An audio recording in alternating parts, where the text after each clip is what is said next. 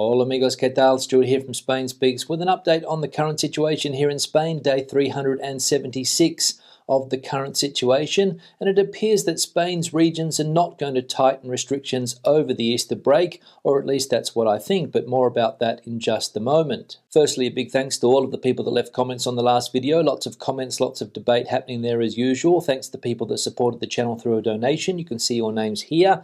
Thanks to people that bought merchandise, and a big thanks to my patrons on Patreon for your support. Now, let's get into the news, and it appears that restrictions will stay the same over the Easter period, even though the central government wanted to bring in stricter measures. They couldn't reach an agreement yesterday with the autonomous communities, and as we can see here, the Health Ministry and autonomous communities will not tighten restrictive measures planned for Easter week.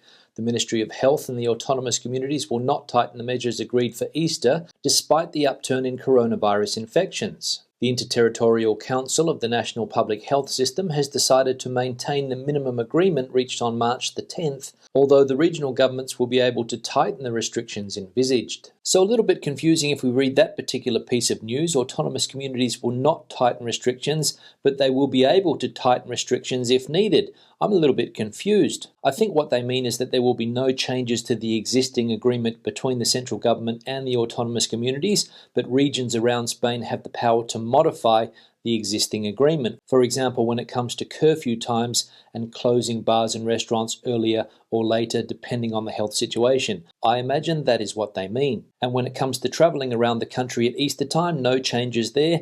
All the autonomous communities here in Spain are going to be closed. As we can see here, travelling at Easter, rules for Spanish and foreign tourists before typical festivities.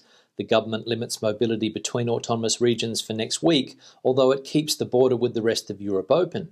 At Easter, the Interterritorial Health Council has decided that there will be no leisure mobility between autonomous regions. Nothing, no exceptions. Even the Community of Madrid, which showed its reluctance, had to comply with the measure. So there we go, very clear, no travel permitted for leisure reasons around Spain at Easter time, but the borders with other European countries except Portugal will remain open. As we know, a lot of people here in Spain are having trouble trying to understand why this is the case, why they are not allowed to travel to other parts of the country, yet foreign tourists are allowed to visit Spain, and Spanish people are allowed to go to foreign countries inside the European Union. The tourist minister yesterday tried to set things straight, and as we can see here, Regis Maroto explains why foreign tourists can come to Spain, yet Spaniards cannot travel during Easter week.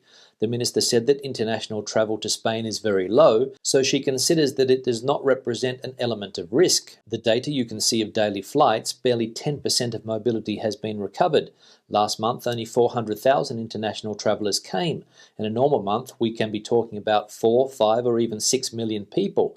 In addition, they are people who come with a PCR test, she assured in an interview on La Sexta. So fairly clear and a good explanation there from the tourism minister. There's just not many foreign tourists coming to Spain, and that is the reason why they are allowed to do so. Last month, only around 400,000 foreign visitors visited Spain, when normally there would be 4, 5 or 6 million according to the minister. And the most important aspect is that they enter the country with a negative PCR. So I'm sure that the words of the tourism minister, Ms. Maroto, are going to satisfy Spaniards. Hotel owners from cities like Madrid, where there have been various French tourists seen in recent times, say that French numbers are low compared to local tourism. According to Madrid hotel owners, French tourists are only 10% of our clients. The hotel sector is starting to wake up from a long sleep, and bookings have increased in March. The main client profile is a local tourist who takes a 2-day getaway to disconnect. We currently have an occupancy rate of 50% with 70% Spanish and only 10% French. On some special weekends, we have reached 85% of bookings, says Kiki Sarasola,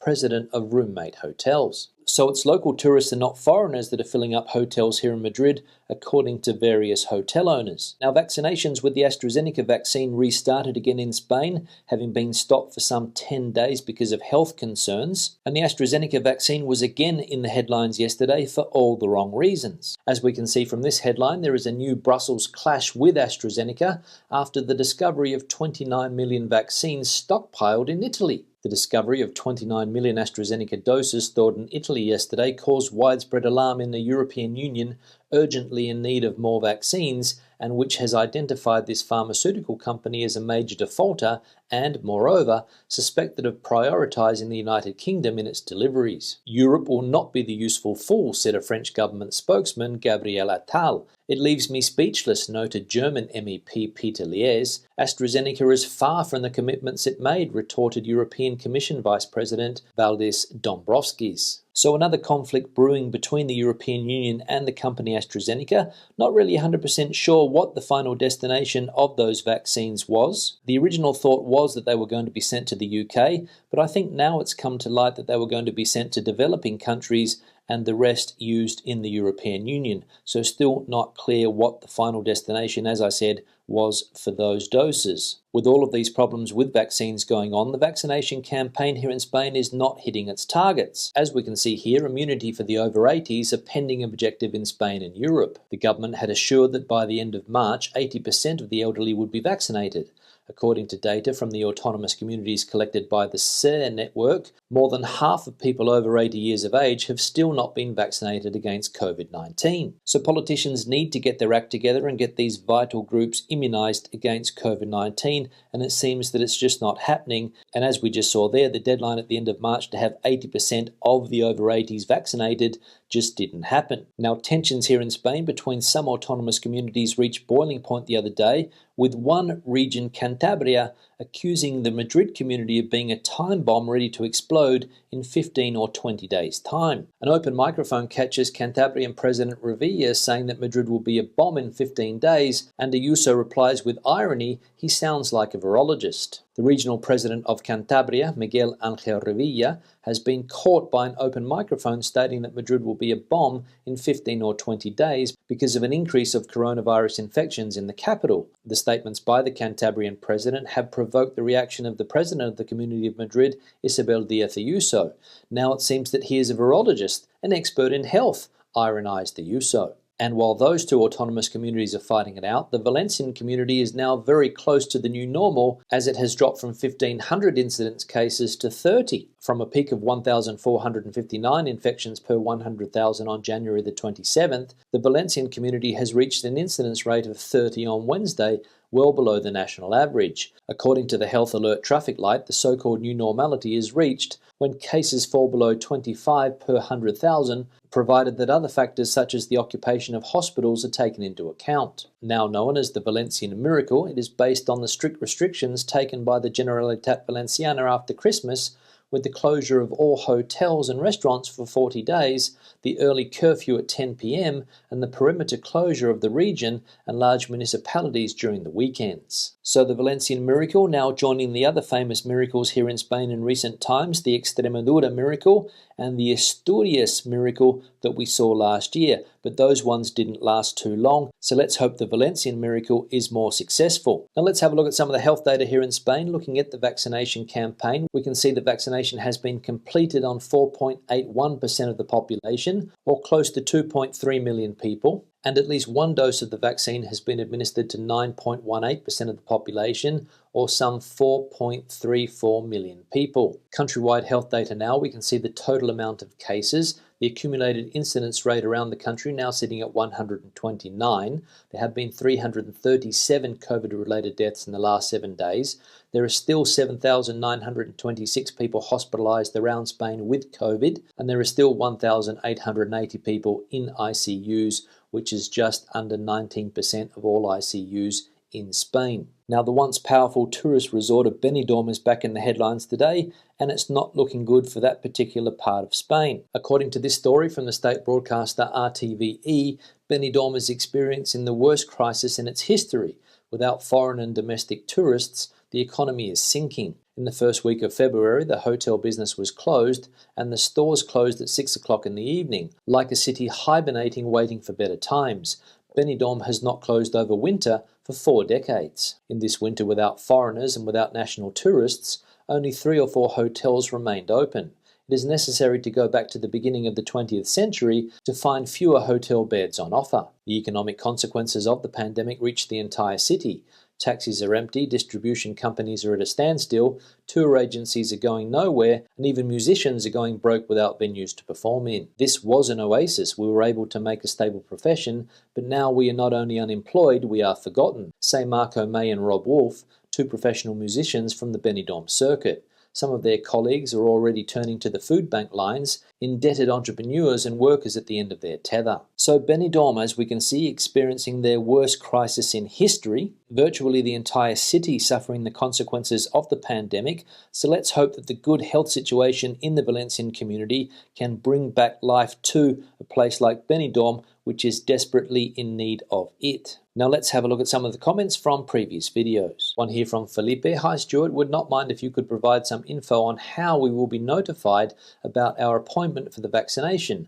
By letter, by email, by phone, by text message. My Spanish is minimal. Cheers. Thanks for the hard work. Yeah, Felipe, thanks for the comment. And it is a question that people have been asking recently. I've seen quite a few comments along these lines in the comment section. How are people going to know when it's their time for the vaccination? And the only answer that I can give is that it depends on what information your local health centre has. If they have your email, I imagine they will most likely contact you by email. But if they have your telephone number, which is most likely the case, you will get a phone call, or if it's a mobile, an SMS message. And if you live in an autonomous community with a health app, for example, here in Madrid, there is a health application from the community of Madrid. I imagine that you will be notified through that app as well. So those are the ways, but don't worry, I'm sure that when your time comes, you will be contacted by the health authorities and told everything that you need to know. One here from Brian. Hi Stuart, on a question of residencia, I am retired and applied to become a resident of Spain in June 2020.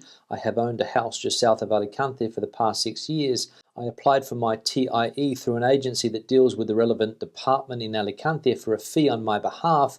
All of my paperwork has been approved and my application has been authorized, and I have the relevant paperwork, but I still await for an appointment to have my fingerprints taken to obtain my card. I was wondering during the present climate if this is the norm after nearly 10 months, but after continually ringing the agency on a weekly basis, I am told no appointments yet. I wondered if there is anyone facing the same problem. Thanks, a very frustrated Brian. Yeah, Brian, thanks for the comment, and I can imagine that you are frustrated with the situation regarding your TIE and trying to get your hands on that little piece of plastic. I'm not sure what the situation is regarding this because I went through my renewal process a few years ago, so I don't have to do it now, but we'll open the question up to the community if people are suffering similar problems or if there is something irregular about your particular situation. Please let Brian know. One here from Angry Gran. Good news, the organisation which represents the hotels in the Valencia area have told the Spanish government that if they allow international tourism this year, they will cover the cost of the PCR test. This is a necessary document for travel. Yeah, Angry Gran, thanks for the comment. I did hear something similar the other day that the Valencian community is offering to pay for that PCR test in order to get tourists in to the Valencian community, which, as we saw before with the case of Benidorm, is in desperate need of tourism. A good initiative, I think, and I believe the Canary Islands also did something similar when they tried to get tourism back into the islands. So we'll see if it works and is successful. One here from Cueva. Spain is doing quite a bit when it comes to vaccines. The Moderna vaccine is finished, filled and distributed from just outside Madrid. AstraZeneca is using or plan to use in Sud Pharma close to Madrid, and J&J vaccine is at Rage Joffre in Catalonia. I have also heard that CureVac may open up a site in Spain. Plus, most of the world's syringes are made in Spain. Yeah, Cuevas, thanks for the comment. It has been mentioned by many politicians over the journey that various vaccines are going to be produced here in Spain. And I think in April or May, Spain is expecting a huge increase in the number of doses in the country. That's why I think politicians are still optimistic that they can meet their objectives of having 70% of the population vaccinated by the end of summer. But until that actually happens, I imagine that a lot of people in this country are going to remain skeptical as to whether politicians will be able to keep their word. We'll wait and see. One here from Fan Q. If the Spanish airports are open for travel, why can't a person from Madrid fly to, say, Frankfurt and then fly to the Balearic Islands for Easter? An expensive holiday, but maybe feasible. What do you think? Yeah, thank you. Thanks for the comment. And you're right, it is technically possible. A person from Madrid, for example, could travel to Paris or to Frankfurt and then hop on a plane and head to the Balearic Islands. In fact, I've heard a lot of people here say that that is what they are planning to do. Whether they do it is another story, but it is possible. And I suppose it all comes down to whether or not you think it's worth going to all that trouble just for a few days holiday. Finally, one here from Gwyneth. In England, we can't go on holiday, £5,000 fine, but we can come to Spain if we own a property or are intending to buy one. Yeah, Gwyneth, thanks for the comment. I saw another similar comment to yours from somebody else saying that that is indeed the case, that people are allowed to come to countries like Spain if they own property. And I think the other person mentioned that also if you're coming to Spain for a funeral or for some other reason like that, there's no problem to do so. But you can't come here for a holiday. And as you mentioned there, Boris Johnson will slap a £5,000 fine on people who want to take a holiday. But don't forget that Spain has a ban on people coming from the UK if they are not residents or citizens, so you'll probably have to wait until that ban is lifted to come down here and check out your property or do some other thing along those lines. On that note, I'll start to wrap the video up. Questions and comments, please leave them in the section below. Debate the situation out as you normally do. Give it a thumbs up if you liked it, thumbs down if you didn't. I'll see you in the next one. Hasta mañana.